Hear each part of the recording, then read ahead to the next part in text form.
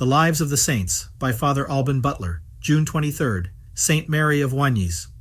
Her parents, who were wealthy inhabitants of Nivelles in Brabant, gave her a virtuous education and married her young to a gentleman remarkable for his piety. He imitated her in her long devotions and watchings and in the extraordinary austerities which she practiced. This fervent couple, by mutual agreement, devoted themselves to serve the lepers in a quarter of Nivelles called Willembroek. By this abject life, they exposed themselves to the railleries and contempt of their worldly friends, but human respects were no temptation to our sincere lovers of the disgrace of the cross, who learned by humiliations to die more perfectly to themselves. Assiduous meditation on the sufferings of Christ was their favorite exercise, and was to Mary a source of continual tears, which, as she said to Cardinal Vitry, far from exhausting her, were her refreshment. Black dry bread, with a few herbs, made up the slender refection which she allowed herself only once a day. When she spun or worked, she had the psalter always open before her, the more easily to prevent distractions, by frequently casting her eyes on it, for she seemed in all her employments never to cease praising God in her heart.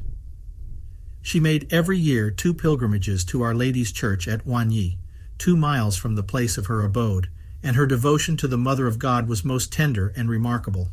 The pious cardinal who has written her life testifies that in her prayer she was favored with frequent raptures and extraordinary heavenly visits, and that her conversation, which was ordinarily on God, inflamed and comforted exceedingly all who spoke to her.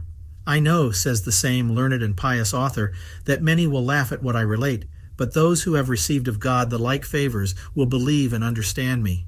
A certain person of eminent piety who came from a great distance to see her received such comfort, and such a flame was kindled in his breast by her words, that he ever after continued to feel the effects in his soul, and found the bitterness which he suffered from his earthly pilgrimage exceedingly alleviated.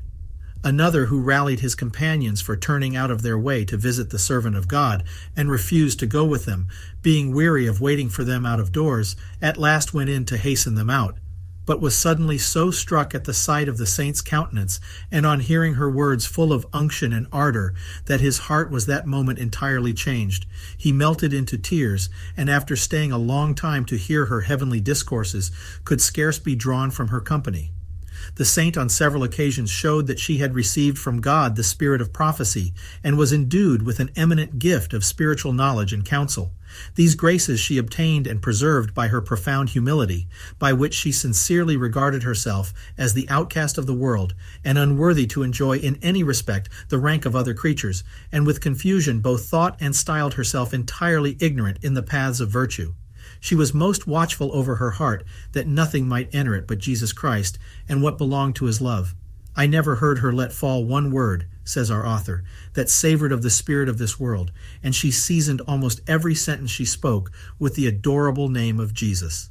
She and her devout and most affectionate husband gave all their worldly possessions for the relief of the poor, when they first devoted themselves to serve the lepers at Willembroek.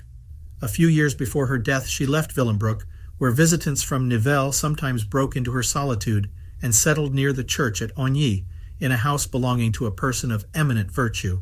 She there sighed continually in a holy impatience to go to God, and repeated almost without intermission rapturous aspirations of divine love, and wonderful praises of God, the Trinity and unity in Trinity, passing from the Trinity to the sacred humanity of Christ, and intermixing frequent Alleluias.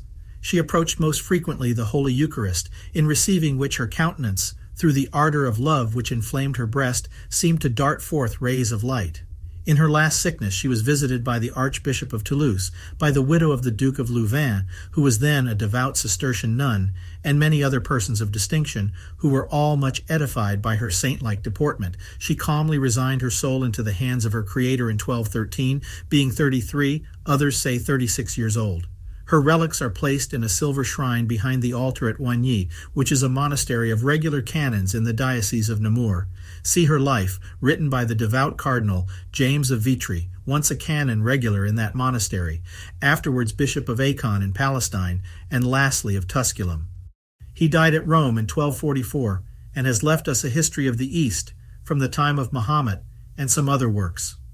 Her name is inserted in the calendars of several churches in Flanders, and her relics enshrined in several places.